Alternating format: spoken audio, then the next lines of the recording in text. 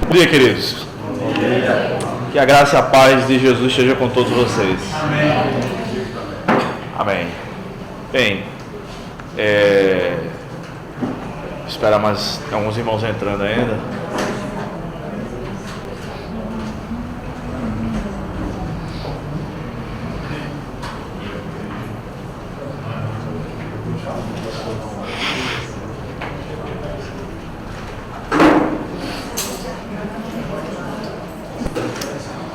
Muito bem, então eu quero agradecer aos irmãos por terem chegado, quero agradecer a Deus pela oportunidade de estar aqui mais um dia na presença dele, pelo pastor Alcimar, pelo convite, tá? Agradecer minha esposa porque veio comigo, me ajudando na folga dela. Também duas meninas de João Pessoa vieram conosco, Ellen, acena aí Ellen, por favor, e Elisa, irmã dela. São irmãs duas vezes, né? São irmãs de sangue e irmãs na fé. Eu queria combinar um negócio com vocês. Eu vou gravar o áudio, já estou gravando, e depois eu posso passar para o pastor Alcimar, se alguém se interessar. Não peguei uma referência, não entendi o que ele falou e tal. Não tem problema, depois eu mudo o áudio, mando os slides para vocês, tá bom? Essa semana mesmo. Queria combinar outra coisa. Se alguém tiver alguma pergunta, anote. E aí no final eu vou deixar um tempo para a gente conversar um pouco. Pretendo falar menos para vocês poderem fazer colocações no final, perguntas e eventuais correções, tá bom? Combinado? Combinado. Muito bem, antes de começar no tema, eu quero apresentar alguns livros. Eu trouxe alguns livros. Esse aqui, Estudo Bíblico Diário, é meu primeiro livro. Está com um novo título, uma nova capa, mas é o primeiro livro. E trata basicamente sobre como estudar a Bíblia. Então, existem muitos livros sobre o assunto. Talvez muitos de vocês tenham livros assim em casa, mas alguns livros são tão complicados que a gente tem que primeiro aprender a estudar ele, para talvez, se sobrar alguma coisa do juízo, tentar estudar a Bíblia pelo método que ele ensina. Eu tenho livros assim em casa, que eu até deixei de ler. E aí eu procurei fazer o seguinte, que é o resultado de algumas palestras que eu dei numa igreja, 3 palestras, depois escrevi mais um capítulo. Eu pensei, como é que eu faço no dia a dia? Eu vou tentar ser o mais prático possível. E aí eu escrevi, eu tentei ser o mais prático possível, tá? Esse livro custa R$20. Se alguém quiser dar uma folheada no final, pode ir ali na mesa. O livro que estiver fechado, vocês podem tirar o plástico e abrir. Mesmo que não tenha certeza que vai comprar, não tem problema. Pode abrir, folhear à vontade, comprar ou não, tá bom? Esse livro aqui, eu estou escrevendo um material para a escola bíblica. E esse aqui é um dos tais, sobre vida cristã. São 12 capítulos, curtos para a escola bíblica. Pode ser, tem igreja que está adotando em grupos familiares, tá? Pode servir para cultos de doutrina também, ou para leitura devocional. Então tem um sobre doutrinas bíblicas, que eu vou mandar imprimir, está pronto. Esse de vida cristã. Esse de vida cristã eu trato sobre vida com Cristo, oração, leitura bíblica, perdão, comunhão, culto, tentação, dinheiro, disciplina, serviço, família e crescimento espiritual. Esses 12 temas, tá? A minha igreja, a igreja dos bancários, lá em João Pessoa, está utilizando esse livro na sala dos adultos, tá?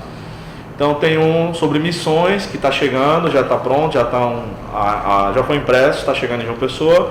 Eu estou terminando um sobre panorama do Antigo Testamento. Qualquer coisa, os irmãos podem entrar em contato. Esse aqui é um dos meus filhos preferidos, sobre pregação, tá? Nesse livro eu não falo apenas sobre como fazer pregação, porque a maioria dos livros que eu tenho sobre pregação só trata disso. E eu fiquei pensando, por que tem que ser assim? Quem foi que disse? E dando aula sobre pregação e lendo os melhores livros sobre o assunto, eu percebi que quase nenhum trata sobre as bases bíblicas da pregação. Então esse livro tem 21 capítulos. Eu só começo a tratar sobre os tipos de pregação no capítulo 11. Então tem 10 capítulos sobre a base bíblica da pregação. Pregação no Pentateuco, pregação no Antigo Testamento de maneira geral, no ministério de Jesus, no ministério de Paulo, no Novo Testamento como um todo. O que é pregação de acordo com a Bíblia, quem é o pregador, qual o papel que o pregador deve fazer, quais são as principais palavras usadas na Bíblia para descrever a pessoa do pregador e o trabalho que ele deve fazer. Enfim, devemos pregar só sobre Cristo em todas as passagens bíblicas, como Lutero dizia. Quase todo mundo, para quem eu perguntei isso, dizia sim. Eu digo, mas aí a gente vai fazer alegorias, né? Que é um conjunto de metáforas e sair do texto, da mensagem do texto, tá bom? Jesus é o principal assunto da Bíblia, mas ele não é o único. E aí muitos amigos meus disseram, não, mas eu acho que a gente deveria pregar e na conclusão de todas as mensagens a gente deve falar sobre Jesus. Eu disse, mas você vai pregar uma mensagem e concluir sobre outra passagem? Isso está equivocado, né? Enfim, falo sobre a relação de profecia e pregação, e também abordo 6 tipos de pregação, como fazer, da introdução à conclusão, vou dando algumas dicas, e por aí vai. Vocês podem dar uma folhada também, esse é meu livro preferido, tá? Dos meus. Dos meus, não é o meu livro preferido geral, né? Nenhum dos meus, Bem, e esse aqui, que é o último que tem, e está vendido já, do pastor Marcelo. Todos os que eu tinha no estoque eu vendi ontem, graças a Deus, que é Os Dons Não Cessaram, um estudo bíblico, teológico e histórico acerca dos dons espirituais. Eu levei mais ou menos 3 anos escrevendo esse material, irmãos, entre as leituras que eu precisava fazer, de irmãos que acreditam nos dons, que os dons são para hoje, e irmãos que não acreditam que os dons são para hoje. Precisei ler as principais obras, e entre as leituras e a escrita foram cerca de 3 anos. Acho que saiu em dezembro esse livro. Foi dezembro? Acho que sim. E tenho recebido boas críticas, bons comentários, graças a Deus, inclusive de sensacionistas, tá? Bem, então eu vou abordar, tentei juntar 2 desses capítulos e resumir para a gente trabalhar na manhã de hoje. Esse aqui vocês podem dar uma folheada, mas já tem dono, né? Do pastor Marcelo. E se alguém se interessar, eu vou fazer uma nova remessa. Esse mês eu vou pedir. Não chega esse mês ainda, chega mês que vem. E aí vocês podem dar o nome para o pastor Alcimar, que eu despacho para cá. Uns 65, né? Tem 65 pessoas aqui, né? Uns 32, né? Um por família já tá bom, né? Se o homem compra, a mulher já não precisa comprar, tá? Mas pode comprar para dar de presente também. Vocês vão estar aprendendo um pouco mais e ajudando a família carente, a minha, tá bom? Então vamos lá. Como descobrir e utilizar os dons do Espírito Santo? Irmãos, essa é uma pergunta que desde que eu sou crente, novinho, eu sou crente há quase 20 anos, eu fazia, e ainda me faço, né? E a gente sempre quer saber o que Deus tem para a nossa vida, o que Ele gostaria que a gente fizesse. Ontem eu falei um pouco sobre isso para os jovens.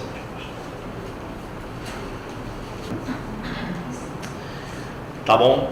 E lendo alguns desses livros sobre os dons, eu percebi que alguns deles trazem um teste dos dons, né? Fruto de muito estudo dos irmãos que escreveram esses livros. Alguns não foram escritos apenas por um autor, mas por uma associação. Tem um da editora Esperança, que é um livro fininho, né? O Teste dos Dons. É muito interessante aquele livro, embora eu não concorde com algumas coisas que eles dizem que é dom. Martírio é o dom. Que dom é esse que o cara só pode fazer uma vez na vida, né? Eu vou me martirizar. Qual é o seu dom? Meu dom é martírio. Vai lá e se entrega, né? Não, isso não é dom, né? Enfim, tá? Mas eu percebi que, apesar daqueles testes serem muito interessantes, o teste do livro dos dons, esse da editora Esperança, é muito interessante. Eu fiz o teste lá, é muito bem elaborado, e realmente eu acho que o resultado foi acertado. Mas na Bíblia não existe esse teste. Como é que os irmãos dos tempos bíblicos faziam para descobrir os dons? Eis a questão. E eu procurei analisar, cavar na Bíblia, para ver quais são as indicações bíblicas sobre isso, para tentar responder essa pergunta aí, ou essas 2 perguntas, né? Então vamos lá. Começando com essa passagem. Que tal se todo mundo lê num coral? Mas o Senhor me disse: vai, porque é para mim um instrumento escolhido para levar o meu nome perante os gentios, reis e israelitas, pois eu mostrarei quanto lhe é necessário sofrer pelo meu nome.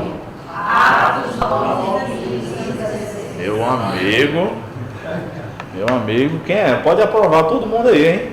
Nota 10, parabéns. Essas palavras foram ditas por Jesus para Ananias dizer para Paulo, né? E aí Paulo, logo que foi salvo pelo nosso Senhor, já sabia qual era a missão dele: sofrer por Jesus, e o texto segue dizendo, levar o evangelho para os gentios e perante os reis. Agora, seria tão interessante, seria tão mais fácil, eu penso, se Jesus tivesse dito isso para cada um de nós, no dia que ele nos salvou.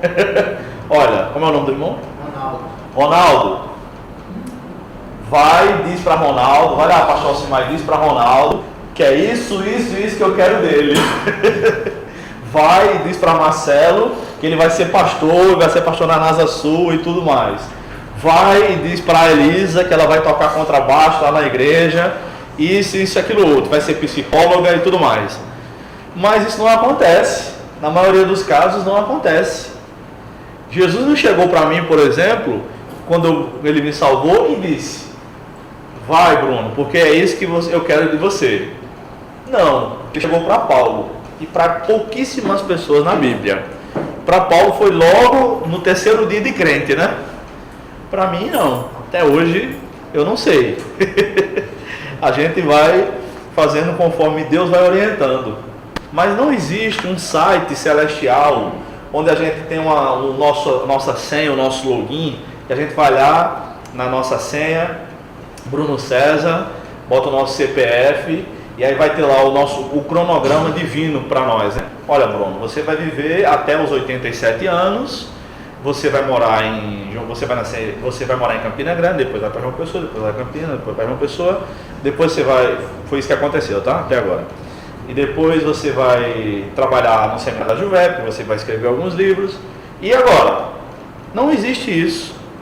Então a gente que quer conhecer a vontade de Deus para a nossa vida, precisa ter em mente, em primeiro lugar, que o desejo exacerbado pelo conhecimento do futuro não é um desejo cristão, é um sentimento pagão.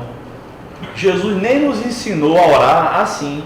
Ele nos ensinou a orar: seja feita a tua vontade, assim na terra como no céu. Então nós devemos desejar fazer a vontade de Deus. Ele não nos ensinou a orar dizendo: Senhor, o que é que o Senhor quer de mim? Como é que vai ser? Não. Seja o que for, faça a sua vontade. E o próprio Jesus orou assim, no Getsemane, lembra? Senhor, se possível, afaste de mim, Pai, né? Pai, afaste de mim este cálice. Contudo, não seja como eu quero, mas como tu queres. Então, seja o que for que Deus tem para a nossa vida, que venha e que aconteça. Para Paulo, olha, era Pedro. Eu vou mostrar para você, Paulo, como é necessário sofrer pelo meu nome. Você não está fazendo o povo sofrer pelo meu nome?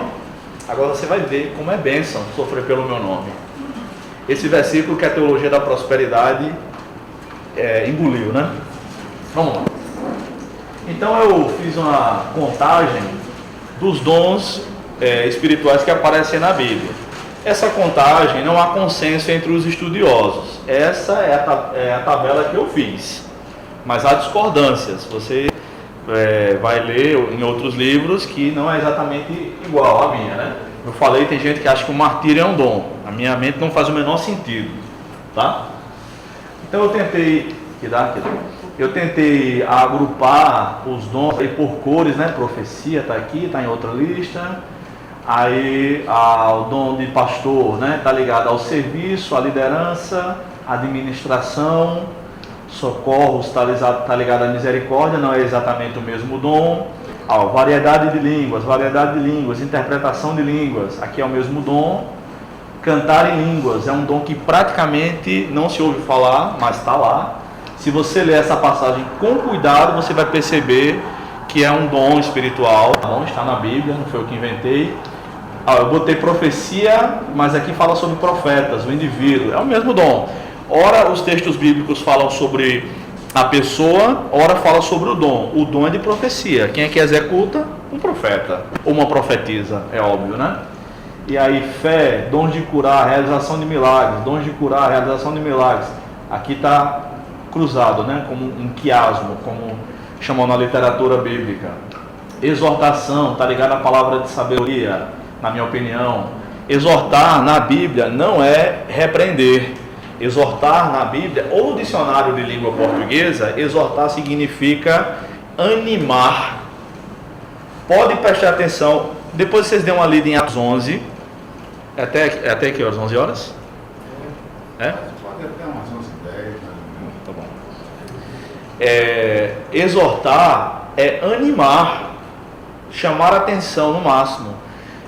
O pastor Thales estava falando, né, que do texto de Hebreus para Hebreus 10, 25, né? Estimular um ao outro. Ele falou que a palavra lá é parakaleo. Parakaleo é exortar, chamar ao lado, ou consolar. É a mesma palavra, mesma raiz, né, da palavra ligada a consolador que Jesus usa para se referir ao Espírito Santo. Tá bom? Então existe esses slides que vocês vão receber depois, tá bom? Vamos lá. O que Deus espera de mim?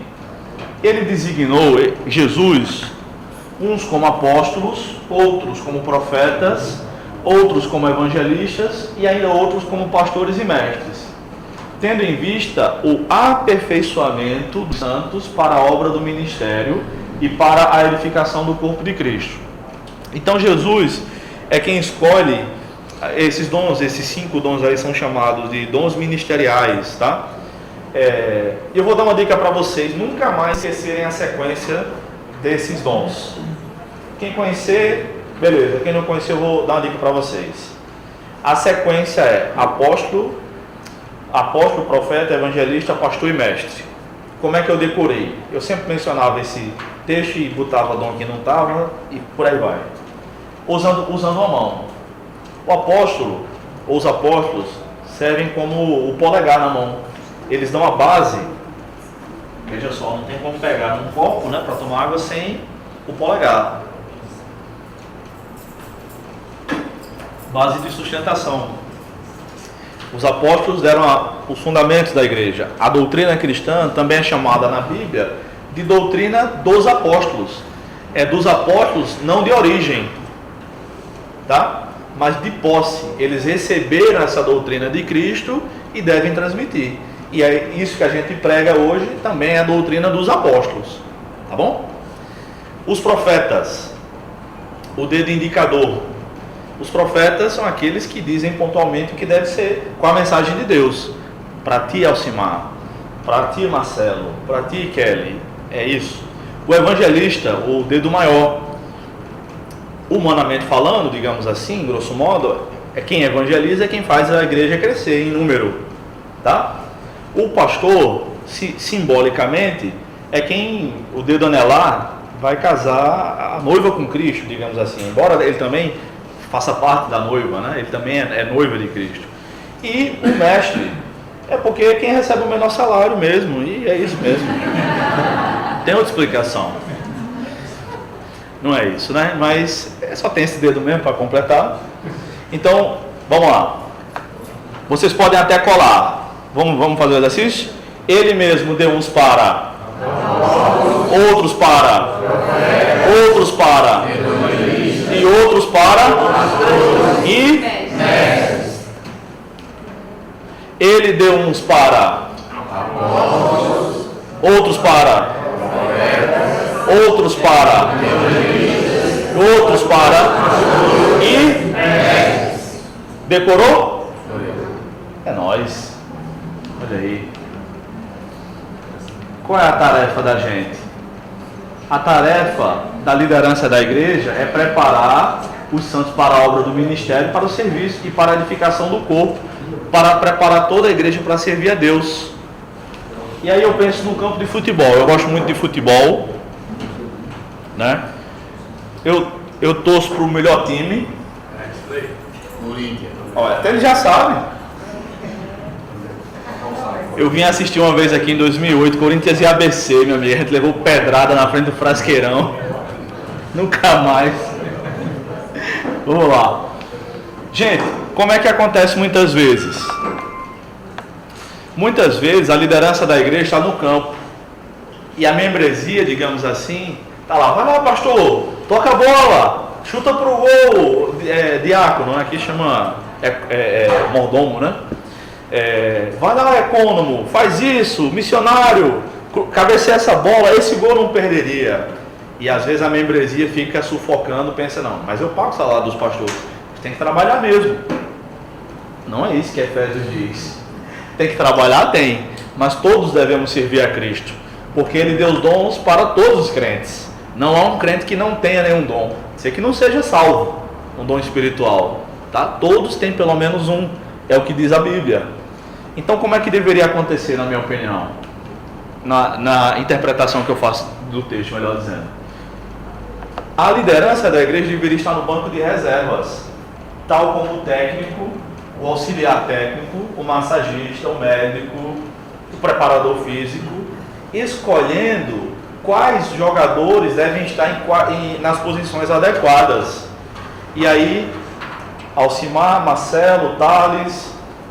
E a junta da igreja pode dizer, não, eu penso que Ronaldo seria melhor. Ronaldo combina com a camisa 9, né? Ronaldo valeu para o ataque, né? Eu penso que, como é teu nome? Leandro pode estar aqui na lateral esquerda. Leandro poderia ser bom para aquilo, para essa posição, para fazer isso. Outros irmãos podem ficar na recepção da igreja, são pessoas muito carismáticas, muito receptivas. Outros podem ficar em oração durante o culto, são pessoas que são dedicadas à oração, e aí vai administrando. E aí quando dá problema, alguém se machucou, alguém está ferido, está doente, faz a substituição. Depois volta no outro jogo, ou em outros tempos, fulano é bom para dar aula na escola bíblica, vamos lá. E esse devia ser o trabalho, na minha opinião, porque aí todo mundo fica ocupado. E aí quando a gente vai e faz, a gente para de criticar. Mas é difícil. Aquele gol que lá da arquibancada eu dizia que eu não perderia, eu perdi um gol pior, mais fácil. É muito fácil criticar pregadores. Experimente pregar. Experimente você pregar 52 domingos no ano e ter 52 temas. Isso eu estou falando para você pregar uma vez só por semana. Elaborar 52 temas, fazer 52 esboços no ano, tá? 30 anos de ministério, 52 vezes 100, 52 vezes 100 domingos, não, estou perdido com a conta, em 10 anos dá 520, não é isso? 1560 em 30 anos. Se fosse uma pregação por semana. Mas não foi, né, Alcimar? Imagina você pregar 1560 sermões. Eita Deus. Então a gente fala até a gente fazer. Se vai fazer, é outra coisa, tá bom? E aí, como descobrir o meu dom espiritual? Vamos ver algumas diretrizes bíblicas. Primeiro, alguns dons são descobertos naturalmente. Não tem como. Alguém de repente está orando e começa a falar em línguas. Quem fala em línguas, com quem eu já conversei, muita gente que eu conversei, diz que a boca fala sozinha. Em Atos 2,4 diz que aqueles crentes começaram a falar em línguas conforme o Espírito Santo lhes concedia que falassem. Não é como alguns estão ensinando por aí, como no Verbo da Vida e igrejas semelhantes. Fale a hora que você quiser, como eu soube ontem que o Luciano Subirá ensina isso também, né? Pelo amor de Deus. Eu começo a orar em línguas quando eu quero. E você que tem revelações, você tem quando quer também? Você que profetiza, você profetiza quando quer também? Então tem você que faz milagres, faz quando quer ou é quando Deus quer? Tá bom? Então tem dons que são descobertos naturalmente. Você vai orar por alguém, a pessoa é curada. Daqui a pouco você vai orar por outra pessoa, a pessoa é curada. Você diz, rapaz, eu acho que eu capaz de eu ter esse dom aí. Entendeu? É na prática que se descobre. Na Assembleia de Deus é muito comum porque eles pregam muito sobre isso, né? Que quando a pessoa vem receber a oração para a salvação, Deus já deu o dom de línguas, já batiza com o Espírito e já dá o dom de línguas. Eu não acredito, deixar muito claro, que o batismo com o Espírito, né, a inteira santificação, como os nazarenos chamam, é evidenciado apenas pelas línguas. Não acredito nisso. Isso é outro assunto para outro dia. A Alcimar vai ter que me chamar de novo para falar sobre isso. Mas eles pregam muito sobre isso. Eu tenho amigos que na hora que se converteram não sabiam nem o que era aquilo. A boca começou a falar sozinha. Depois o pastor disse: não, você recebeu o batismo com o Espírito Santo, você falou em línguas e tal. E o que é isso, pastor? Isso é bom? Isso é uma maravilha. Isso é um dom espiritual. Então o cara não sabia nem o que era. Tá? Isso aconteceu em Atos 10 e 11, né? Na casa de Cornélio. Atos 10, né? Na casa de Cornélio. Pedro estava pregando e Deus que interrompeu o sermão de Pedro. Não, chega. Ele derramou do Espírito e o povo começou a falar em línguas lá. Tá? Outra dica: o que você gostaria de fazer para Deus? Isso pode ser, se você quer fazer, não é para aparecer, mas é para a glória de Deus, pode ser o seu dom. Gostaria de fazer e tem condições de fazer. Eu gostaria de cantar, saber cantar, mas eu sou desafinado. Tá? Eu percebo quando as pessoas estão desafinadas e eu também percebo quando eu estou desafinado, que é quase sempre. Eu percebo quando o violão está desafinado, tá? Até sei afinar o violão, mas eu não sei cantar afinado. Então gostaria de fazer, mas não recebi esse talento. Não dá para mim, tá? Terceiro lugar, oportunidades que falam ao coração como desafios.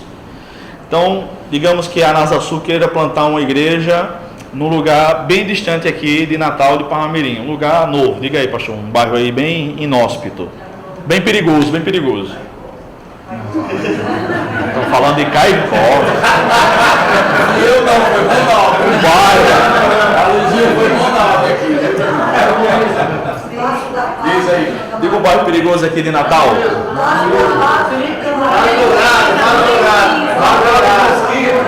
um que eu estou entendendo. Mãe Luísa. É perigoso lá? Não, que era um perigoso, amigo. Passo da Pata. Passo da Pata. É o quê?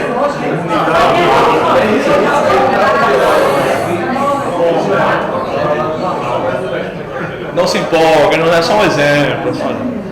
Bem, pelo visto muita gente quer ir para lá, né? É isso que eu estou falando. Então, talvez o pastor Alcimar chegue e diga, né? A gente quer plantar uma igreja lá. Então a maioria dos irmãos, não quero, é perigoso e tal, não, eu não vou expor minha família e tal. Mas aquela pessoa que diz: pastor, eu tenho a maior vontade, essa pessoa tem o dom. Aquilo que as outras não querem fazer e ela quer, é porque Deus deu o dom. Se não for para aparecer, entendeu? Se for realmente para servir a Deus. Eu estou precisando de 5 homens aqui para vir fazer umas mudanças aqui na igreja.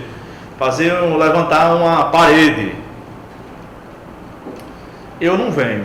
Bruno, não venho. Eu não venho. Eu não aguento poeira, vou ficar espirrando, tenho alergia, tá? Não venho. Eu conheço uma pastora, Alcimar e Denise conheceram, foi mês passado? Foi. Mês passado. De Garanhuns, Pernambuco. Meu amigo,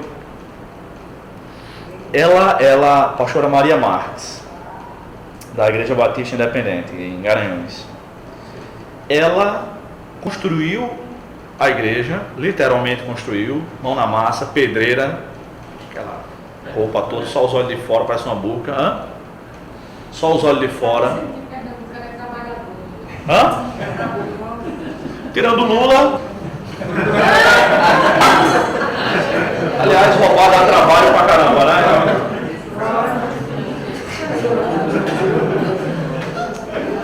Roubar dá muito trabalho muitas vezes, porque lavar o dinheiro é o problema, né? Esse é o trabalho. Tirando o Lula, realmente, concordo. Irmãos, eu não sou dessa igreja não, o problema é teu, que vai ficar aí. De noite eu vou embora. A pastora construiu a igreja.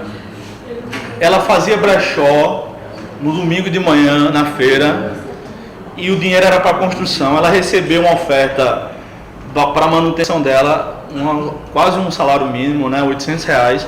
Ela investia no prédio. A gente foi lá, mês que vem o prédio estava construído, né? Ela pega os irmãos em casa, no carro dela, é solteira, ela é divorciada, leva para a igreja, pega em casa, leva para a igreja, depois leva para casa de novo. Meu amigo, aí ela estava vendendo roupa no brechó na feira lá, passou um gaiato, deu uma cantada nela, um cara casado, ela mora sozinha, foi na casa do cara e falou com a mulher do cara.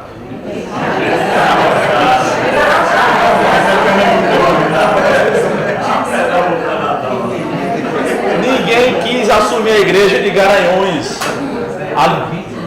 A liderança da igreja desfecha, ela desfecha nada, tem crente lá. Isso é bom, irmão, isso é vocação. Vocação significa chamado, já pressupõe a existência do soberano. Todos nós temos alguma vocação natural, uma habilidade natural e vocações espirituais. Deus nos vocacionou, Deus nos chamou para trabalhar. Tá? Quarto lugar, atividades que recebem a bênção de Deus. Quando você faz o que faz, percebe a bênção divina, isso não significa que vai ser tudo em paz. Não. Paulo plantou igrejas e onde ele chegou foi pancada. Em Damasco ele teve que fugir num cesto, né, por cima do muro. Teve cidade que ele foi apedrejado, teve que fingir que estava morto para não morrer de verdade. Foi preso, descobriu que os caras estavam tramando matar ele na cadeia. Um sobrinho dele avisou, recorreu às autoridades, tá? Aí foi preso injustamente. Tem um camarada aqui que queria receber uma propina dele lá em Atos diz isso, ele não pagou propina. Se cometia algum crime digno de morte, tudo bem, mas como não cometia, apelo para César. Aí foi até Roma, porque fazia parte do chamado dele testemunhar perante o imperador, tá? Então o que a gente faz, recebe a bênção de Deus, isso não significa ser popular ou receber o apoio de todo mundo. Significa que você tem a consciência tranquila.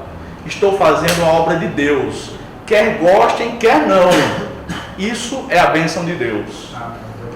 Jonathan Edwards, muitos de vocês devem conhecer, foi um pastor do século XVIII nos Estados Unidos, um pastor congregacional. Ele assumiu a igreja que havia sido pastoreada pelo avô dele. E o avô dele dava ceia, ministrava ceia para todo mundo, crentes ou incrédulos. Quando ele assumiu a igreja, ele disse, não, a ceia do Senhor é só para os crentes. E olhe, não é isso que a Bíblia diz? Né? E aí, o que a igreja dele fez? Expulsou ele. Ele pegou a esposa, os 11 filhos que tinha, foi ser missionário entre os índios. Ele foi expulso da própria igreja. Hoje a gente lê os livros de Jonathan Edwards, né? Todo mundo já ouviu falar, pelo menos alguma vez, daquele sermão dele que é o mais famoso, Pecadores nas mãos de um Deus irado. E às vezes a gente pensa que esses camaradas tinham o apoio da igreja, nossa. Não, Billy Graham, ninguém queria ordenar ele pastor. Leia na autobiografia de Billy Graham, para ele ser ordenado pastor foi uma luta danada. Senão esse cara não dá para nada não. Então você recebe a bênção divina, você tem paz no que está fazendo, faça. Ah, mas vamos ficar fofocando. Que Deus deu uma língua bem grande para o povo falar bem muito. Tá? Bem muito. E lembre-se do Sermão do Monte. Bem-aventurados sois vós, quando mentindo disserem todo mal contra vocês. Exultai, porque grande será o vosso galardão. Isso é a bênção divina. Falem bem, falem mal, você trabalha para Deus. Amém. Quinto lugar, atividades que somos procurados a executar. Às vezes a igreja rejeita, mas às vezes abraça também, tá? Às vezes somos procurados para realizar coisas que nem pensamos em fazer. Se alguém te chamou para fazer uma coisa nova, pense, se não dá para você fazer, talvez seja uma oportunidade divina para você exercer outros dons. E às vezes, irmãos, tem atividades que são desdobramentos do mesmo dom, como o dom de evangelista. O evangelista pode ser aquele evangelista estilo de Jeová, porta em porta. É de jeito isso aqui? É. Porta em porta. E aí conversa com a pessoa e tal. Tem gente que tem essa habilidade, eu não tenho. Pode ser um evangelista de cruzadas, como foi Billy Graham, a maior parte do seu ministério. Pode ser um evangelista que escreve livros evangelísticos. que escreve panfletos, que planta igrejas, que pastoreia pastores. Existem ministérios assim, tem o Limiar, que é aqui de Natal, né? E tem o Anápolis, Oásis, ministérios maravilhosos, tá? Então, cada dom pode atuar de diferentes maneiras. Pense sempre, será que não é uma oportunidade que Deus está me dando para servi-lo com mais intensidade? E sirva a Deus. Número 6, atividades que geram profundos frutos espirituais. Você faz e funciona, pode ser um indicativo divino. Você, quando termina de fazer, eu consegui, eu fiz isso. Deus fez. Tem um salmo que acho que é de Davi, ele diz assim: adestra as minhas mãos para a batalha. É Deus quem adestra as nossas mãos para a batalha, seja por que for. Quando Paulo diz assim, eu trabalhei mais do que todos os apóstolos, ele diz assim, não eu, mas a graça de Deus em mim. A graça de Deus pode nos usar, irmãos. Deus pode nos usar por meio de sua graça para fazer atividades que a gente acha que não consegue e de fato não consegue, tá? De fato não consegue. Você imaginou a pressão na cabeça de Paulo? Pastor, depois ler 2 Coríntios 11, ele vai dizendo o que é que ele passou. Passou fome, ele diz com todas as letras que passou fome, sede, nudez. Ele estava sendo rejeitado pela igreja de Corinto, que ele passou 1 ano e meio lá entre os coríntios. Os coríntios eram um povo ruim. Era uma igreja rica, mas Paulo disse, eu não quero o salário de vocês, não quero um centavo de vocês, porque ele sabia que os coríntios, mesmo tendo grana no bolso, ia falar mal dele depois, que eles eram assim, eles eram carnais. Aí Paulo recebia as ofertas dos crentes pobres de Filipos, de uma igreja que ele fundou na cadeia. Paulo disse, enquanto ele morou em Corinto, naquele 1 ano e meio, ele morou com Priscila e Áquila, na casa deles. E eles têm a mesma profissão, eles faziam tendas, né? Tipo barraca, aquelas barracas de camping. Tá? Então, é importante saber disso. Você faz e funciona, Deus fez. Agora é só para Ele. Tá? Uma vez, Spurgeon, o famoso pregador batista, século XIX, né? Terminou de pregar. Spurgeon é conhecido como o príncipe dos pregadores. Olha, eu li alguns livros dele. Se ele pregasse pelo menos metade da qualidade que ele escrevia, para mim já era o príncipe dos pregadores. E o homem escreve bem demais. E quando ele terminou de pregar um dia, um irmão chegou para ele e disse, pastor, que pregação, que mensagem. Aí ele falou, o diabo me disse a mesma coisa. De cara, ele já rejeitou o orgulho já fechou a porta para o orgulho não entrar no coração dele. Se alguém te elogiar, diga logo, glória a Deus. Meu irmão, foi muito bom o trabalho que você fez. Não faça assim. Esse cara sou eu. Não. Nós somos pecadores. Nós somos pó. Nós somos miseráveis. Deus, por sua graça, nos usa.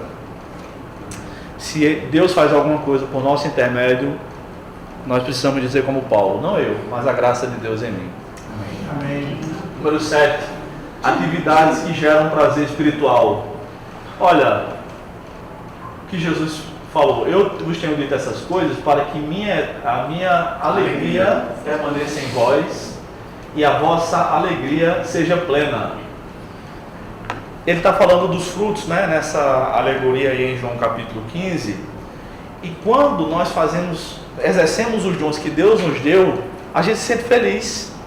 Tem gente que olha para o que a gente faz e diz assim, rapaz, como é que você aguenta? Como é que você aguenta, Alcimar, pastorear cada igreja complicada? É vocação. Como é que o cara aguenta trabalhar e ganhar pouco num hospital, por exemplo, vendo a barriga aberta do povo? Enfim, vocação. Como é que o cara aguenta fazer o que faz a vida toda? Um psiquiatra que passa 12 horas por dia conversando com gente com depressão, gente com ansiedade e gente doida, pirada mesmo.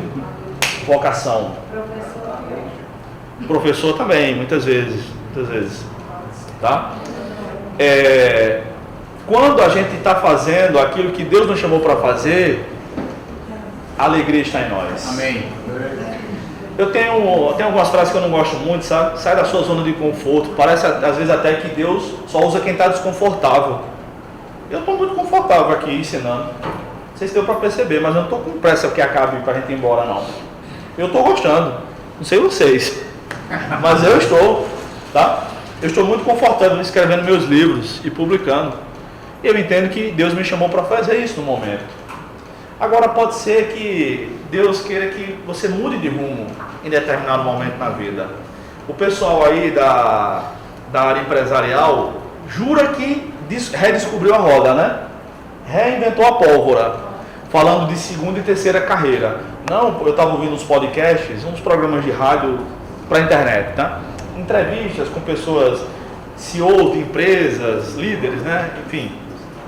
Não, porque a onda agora é né? A onda agora é você descobrir uma segunda ou terceira carreira, aos 50 anos começar uma nova profissão e tal, e o entrevistador, nossa, é verdade, que novidade! José, até os 17 anos, foi fiscal de ovelhas de Jacó. Aí Deus mudou a profissão de José. Dos 17 aos 30, José foi escravo do faraó no Egito.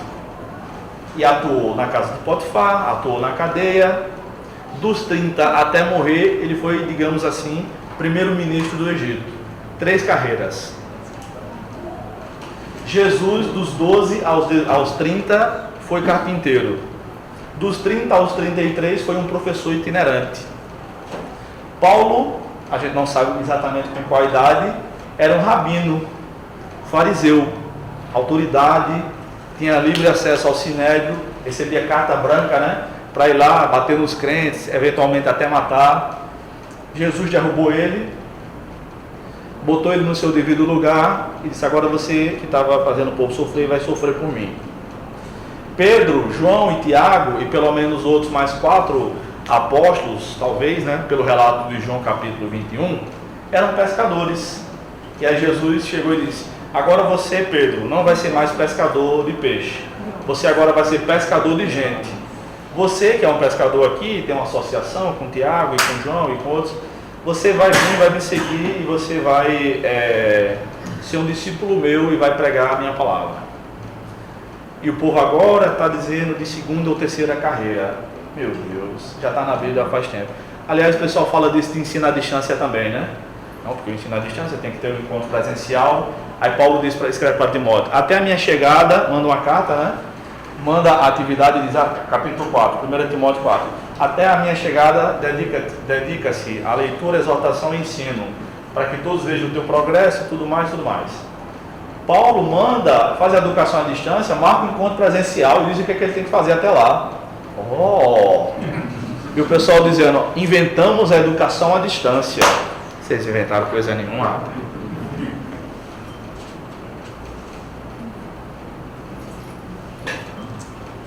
Quando a gente trabalha para Deus, a gente é feliz. Amém. Número 8. O que é que você toca e vira ouro? O que é difícil para a maioria pode ser simples para você. E aí a gente precisa de humildade para dizer: não, eu consigo fazer porque Deus me habilitou. É preciso que a gente não tenha o que eu tenho chamado de arrogância ministerial. Eu percebo que isso existe. Missionários tendem a achar que todos os crentes têm que ser missionários, plantadores de igreja. E aí quem não é, eu conheço muitos missionários que são assim, agem assim, infelizmente, olha para todos os outros de cima para baixo. Eu planto igrejas, quem você pensa que é? Teólogos fazem a mesma coisa, muitas vezes. Eu escrevo livros, eu dou aula, eu conheço línguas originais. Vocês, quem pensam que são? Muitas vezes pastores de igreja, digamos assim, agem assim também. Você estuda aí teologia e tal, mas você nunca pastoreou igreja, não sabe o que é cristianismo de verdade. Eu já ouvi muito isso, Alcimar. Fique calado. Não, pastor, só o Senhor que sabe das coisas. Parabéns pelo Senhor que sabe de tudo. Então, irmãos, se tem um livro que nenhum de nós vai escrever, o título desse livro que a gente não vai escrever vai ser Humildade, como eu consegui. Deus nos chamou para exercer atividades diferentes. Se Deus te colocou como pastor, é porque você não merece. Eu sei o que eu estou dizendo. Por que Deus nos deu dons espirituais? Porque a gente não merece. A palavra dom, na língua grega, uma das palavras do Novo Testamento é carisma. Carisma é uma junção de duas palavras gregas. Caris, que é a palavra graça, e o sufixo ma, que é a palavra efeito. Um carisma, um dom, é efeito da graça. E graça é um favor que a gente não merece. Então, se a gente tem algum dom, e a gente tem, é justamente porque a gente não merece. Porque se a gente merecesse, não era dom, era mérito. O que é que você faça para Deus, faça com fidelidade, não achando que é melhor do que qualquer um. Saul pensava que era melhor do que todo mundo, e Deus rasgou o ministério dele, o reinado dele, e colocou um mané, humanamente falando, que nem o pai se lembrou dele, que estava lá fedendo a cocô de ovelha, como rei, porque Deus não precisa de nós. A soberba precede a ruína, nunca se esqueça disso. E eu não vim para falar isso, mas se estou falando, creio que Deus está quebrantando o coração de alguém. Amém. Nono lugar, a bênção da igreja local. Esse texto que às vezes a gente usa como um árbitro individual, está no plural. E a paz de Deus, para a qual também foste chamados, é a igreja de Colossos. Em um corpo, o pastor Otávio acabou de pregar sobre isso, dominem vossos corações, é plural, e sede agradecidos. E diz que essa paz, o texto segue dizendo que deve ser o árbitro em nosso coração, em nosso. Então, na verdade, a igreja, a comunidade que nós congregamos, que nós servimos a Deus, é que vai ver os dons de Deus na nossa vida. Não é, pastor, eu tive vontade. Meu irmão, tenha calma, não é assim. A gente está analisando o seu caso. Não, pastor, mas Deus mandou, eu vou fazer e acabou-se. Irmão, respeitemos as autoridades que Deus instituiu. Isso faz parte do processo. Jesus só começou a pregar com 30 anos de idade. Moisés passou mais tempo vivendo do que no ministério. Ele passou 80 anos sendo preparado por Deus para um ministério que durou 40 anos. Tenha paciência. A gente precisa estar em comunhão com a igreja para exercer os dons adequadamente. Oração. Poderia ter vindo em primeiro lugar, mas eu queria concluir essa parte com oração. Deus responderá às orações abrindo ou fechando portas. Deus, eu não sei o que o Senhor quer na minha vida. O que é? Ore. Deus vai colocar você no lugar onde Ele quer. Ele não disse em nenhum lugar na Bíblia, eu vou te mostrar para onde você deve ir. Ele disse que vai nos levar. O guia, que é o Espírito Santo, não é aquele que diz, é por ali. Quem faz isso é o Waze. É o Google Maps. O guia... Ronaldo, vem cá, por favor. O guia faz assim. É por aqui, né? Nós vamos subir aqui essa montanha. É por aqui. Cuidado aqui, tá? Tem um buraco que eu já conheço aqui. E aí vai. O guia leva a pessoa. É o Espírito Santo que vai nos levar. Obrigado. Eu sei que eu falei muito. Eu vou falar brevemente sobre o uso e abuso dos dons espirituais. Eu pensei nessa imagem de uma engrenagem aí. E veja só, irmãos, digamos que seja uma máquina que funciona de verdade. Eu acho que não é só uma imagem de internet normal. Mas digamos que fosse uma máquina mesmo de alguma metalúrgica por aí. Vocês acham que se eu tirasse essa engrenagem aqui, essa peça aqui, continuaria funcionando? Não? Vem cá, por favor, você. Vem cá. Escolhe uma peça aí. Essa aí. Seguir? Obrigado, pode sentar. Você acha que se tirar essa peça aqui, vai continuar tudo funcionando normal? Vejam que elas têm tamanhos diferentes. Tem umas que você pode considerar mais bonita que a outra. E assim é a igreja de Jesus Cristo. Todos nós temos a nossa função. Todos nós, quando estamos bem encaixados, o motor funciona bem. A gente precisa uns dos outros. Ninguém é mais importante, não. Não, mas o pastor é mais importante que a zeladora da igreja, o zelador. É? E se não fosse limpo aqui, quem é que ia aguentar ficar aqui, cheirando mal? Ele ia pregar como? Ah, mas o sonoplasta não é tão importante. Aí não é? E o culto não tem que ser compreensível? Sem o microfone, quem é que vai aguentar pregar nesse prédio tão grande sem microfone? Está vendo que todos nós fazemos parte? E os dizimistas? E os ofertantes para pagar o aluguel disso aqui? Para pagar o salário pastoral? Para pagar a luz? Aqui no escuro, sem ar-condicionado, já pensou? Deus me livre. Como é que a gente pode usar os dons, esses dons? Primeiro, conhecendo bem os dons. A vontade de Deus é essa, olha. A respeito dos dons espirituais, não quero, irmãos, que sejais ignorantes. Então estude a Bíblia. Leia para saber o que é que a Bíblia fala sobre os dons. Segundo lugar, desejar os dons, buscar mais e não menos. A igreja de Corinto era aquela igreja que o povo falava todo mundo em línguas ao mesmo tempo. Aí, graças a Deus, que Paulo era um apóstolo de Cristo. Não era como alguns pastores que nós conhecemos hoje, que dizem, olha, aqui não tem esse negócio de dons. Uma vez um amigo meu que é pastor disse assim, sabe o que eu fiz lá na minha igreja? Eu botei para fora todo mundo que falava em línguas. Ele me falou, amigo meu, você está certo. Não é isso que Paulo mandou fazer, não foi? Não, Paulo mandou fazer, buscar mais e não menos, procurar com zelo os melhores dons. Ou seja, continue buscando, seguir o amor e desejar intensamente os dons espirituais, mas principalmente o de profetizar. Então, a organização da igreja, do culto em Corinto, era para buscar mais intensamente os dons, não menos. Irmão, nós estamos muito fervorosos, vamos arrefecer um pouco, vamos só colocar ordem na casa. Continue buscando, continue orando, mas vamos organizar o culto. O culto tem que ser, esse é o princípio do culto, a glória de Deus e a edificação da igreja. Quando alguém pregar, eu tenho que entender. Se alguém vai falar em línguas, fale um por cada vez, no máximo 2 ou 3 por culto. Se Deus não levantar alguém que interprete, se cale. E em casa você fala em línguas à vontade, se for o caso. Mas no culto não, porque não edifica os outros. O dom de línguas edifica só quem fala, se não houver a interpretação ou a tradução. Precisamos ter espaço para os dons no culto. Veja só a liturgia da igreja de Corinto, como Paulo sugere.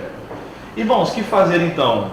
Quando vos reunis, cada um de vós tem um hino, ou um salmo, tá?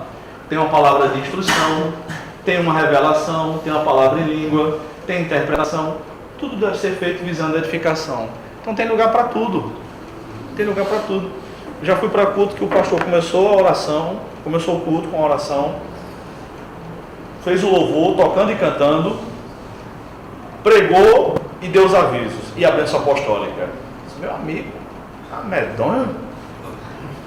Cheio de crente aqui que podia fazer um monte de coisa. O cara fez tudo e não é só uma vez, ele faz isso sempre.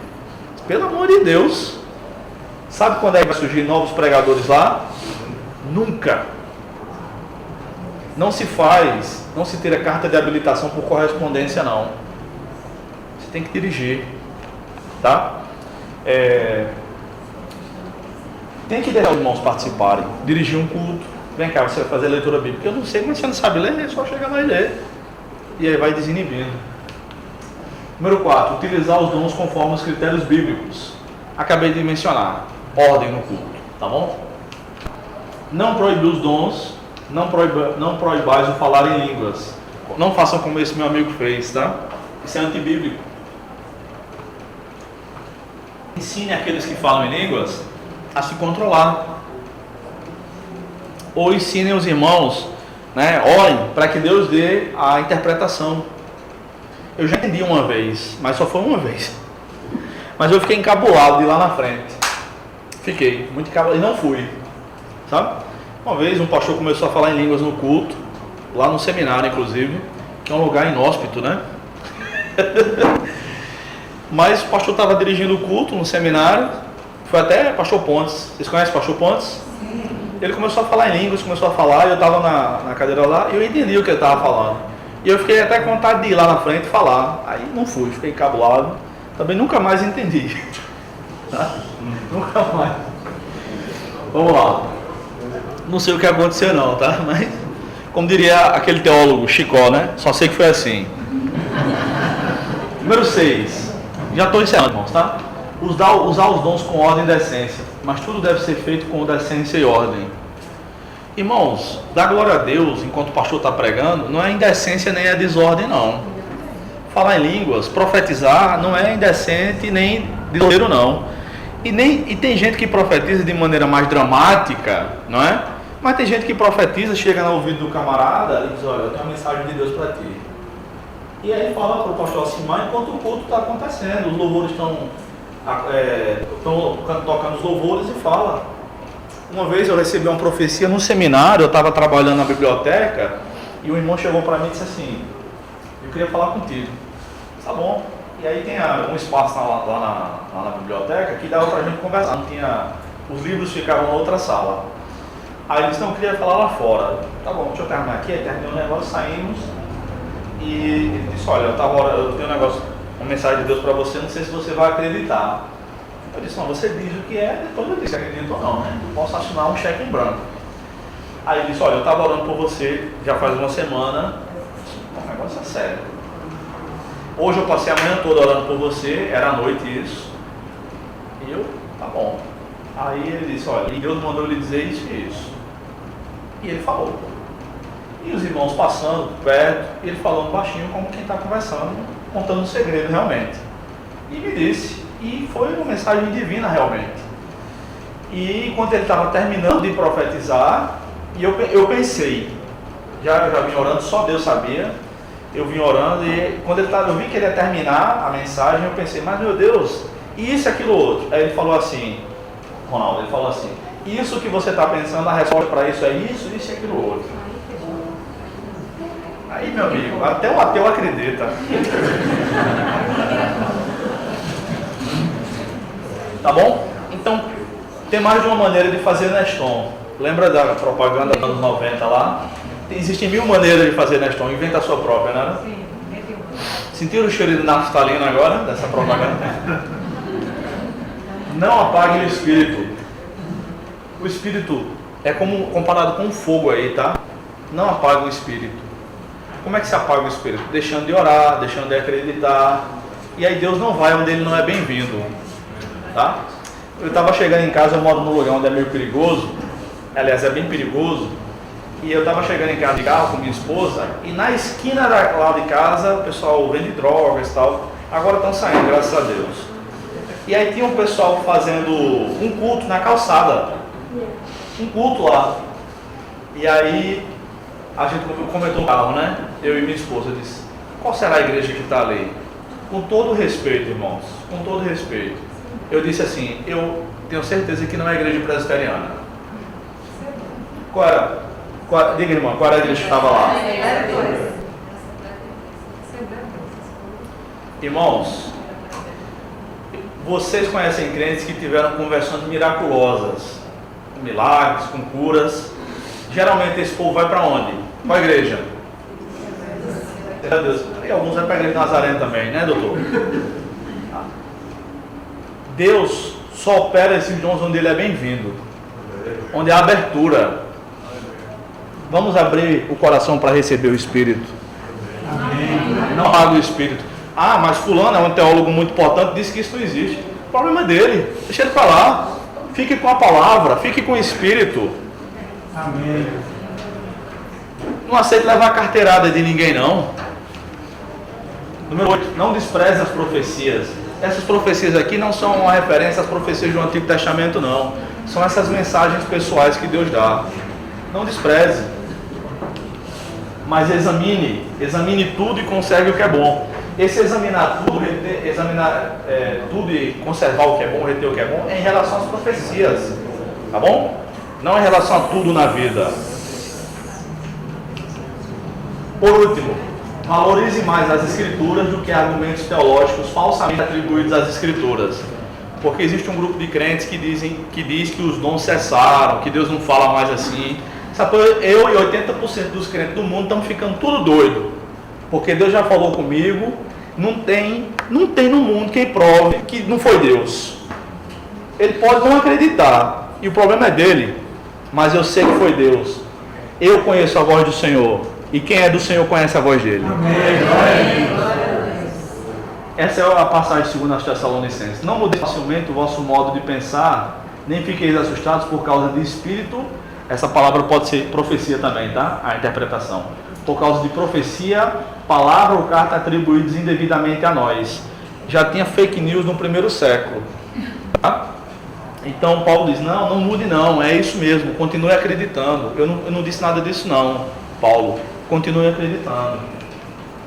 Concluindo, cada cristão, eu disse que ia deixar um tempo para vocês, né? Me desculpe, viu? Não menti não, só errei, né? Cada cristão deve buscar a Deus em oração e servir-lhe com todo o coração naquilo que Ele mesmo determinar. Deus mandou, obedeça, tá? O fato de haver empecilhos nas atividades que procuramos realizar para Deus não deve ser entendido como um aviso para desistir, mas como obstáculos naturais ao serviço cristão.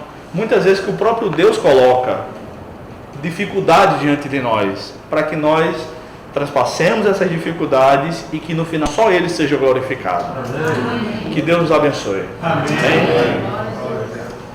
Pastor Alcimar. Queridos, nós queremos orar